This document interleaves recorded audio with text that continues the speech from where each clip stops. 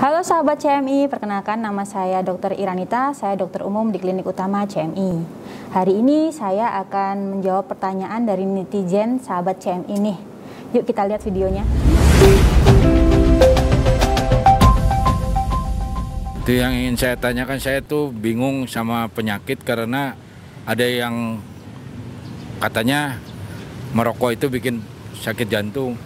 Tapi orang tua saya sampai umur 90 merokok, meninggalnya bukan karena penyakit jantung. Tapi ada teman yang tidak ngerokok, meninggal karena penyakit jantung.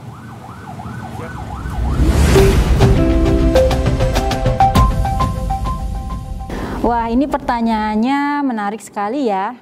Sebenarnya sahabat CMI udah tahu ya, pengaruh rokok untuk jantung itu pasti buruk sekali. Cuman mungkin kurang paham nih, kenapa kok bisa memperburuk seperti itu ya.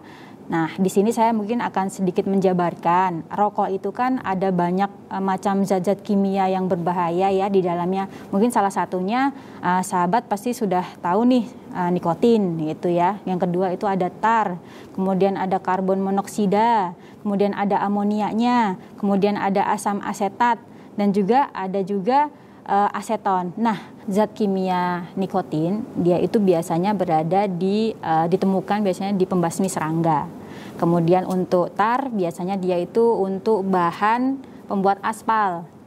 Nah, kemudian kalau karbon monoksida biasanya dia itu sering ditemukan di asap-asap kendaraan seperti itu. Nah, untuk amonia itu biasanya sering ditemukan pada alat-alat peralatan untuk pembersih peralatan rumah tangga.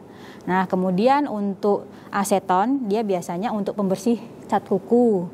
Kemudian yang terakhir itu ada asam asetat, dia itu gunanya untuk bahan baku dari pembuatan cat rambut.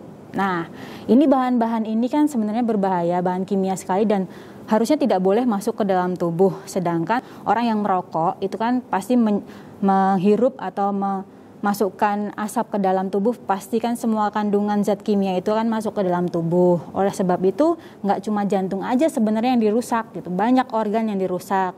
Nah, kalau untuk arahnya ke jantung, kenapa bisa rokok ini menyebabkan jantungnya bermasalah? Jadi nikotin di dalam tubuh itu dia itu akan membuat si otak untuk memberikan perintah yang dimana kamu nggak boleh memproduksi terlalu banyak lemak baik di dalam tubuh. Kalau lemak jahatnya dia dibiarkan aja. Jadi lemak baik dikurangin sama otak. Jadi ada respon nikotin masuk. Dia akan mengeluarkan suatu hormon yang dimana itu membuat si otak ini untuk memberi perintah. Oke, ini si lemak baiknya harus hilang gitu di dalam tubuh. Nah, sedangkan kita butuh lemak baik di dalam tubuh gitu. Nah, adanya lemak baik yang hilang, kemudian tinggal lemak jahat ya, LDL namanya ya, atau bahasanya orang sering dengar kolesterol ya. Kalau kolesterol ini menumpuk di dalam pembuluh darah, maka akan menyebabkan penyempitan di dalam pembuluh darah. Kalau ada penyempitan, maka darah kan tidak bisa jalan atau melewati pembuluh darah tersebut dan tidak bisa mencapai jantung dengan baik. Sedangkan jantung pastikan butuh darah dan juga butuh oksigen di dalam darah tersebut. Jadi nanti si jantung bekerja terus-terusan, mikirnya kok ini darahnya nggak nyampe ke jantung nih. Padahal di jalannya itu mereka lagi ada yang halangin, yaitu salah satunya kolesterol, seperti itu. Nah, kemudian ada lagi nih, dia itu si karbon monoksida yang ada di dalam darah yang masuk lewat rokok tadi, itu dia akan mengikat yang namanya Hb, hemoglobin kalau bahasanya ya. Hb ini gunanya untuk apa sih? Dia itu untuk mengangkut oksigen. Nah, kalau si Hb-nya diikat sama karbon monoksida, nanti oksigennya siapa yang ngikat? Jadi istilahnya si karbon monoksida ini udah punya pasangan, si Hb ini udah ada pasangan sama si O2 nih, udah punya pasangan nih, mereka pacaran. Tiba-tiba ada pengganggu nih, karbon monoksida datang. Nah, ternyata si Hb-nya tertarik sama si karbon monoksida. Ya udah, si O-nya kan jadi jomblo sendirian, susah, nggak bisa sampai rumah. Biasanya kan diantar pulang. Nah, seperti itu analoginya.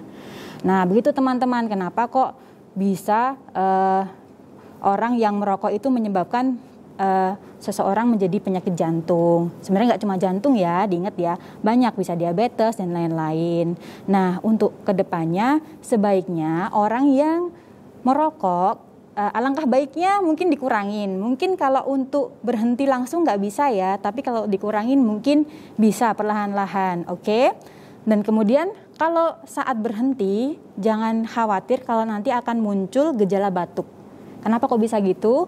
Jadi saat kalian itu menghirup asap rokok, maka ada namanya di tubuh itu namanya silia. Silia itu seperti bulu-bulu, gunanya itu untuk mengeluarkan benda-benda asing yang di dalam saluran pernapasan, itu dulu mati.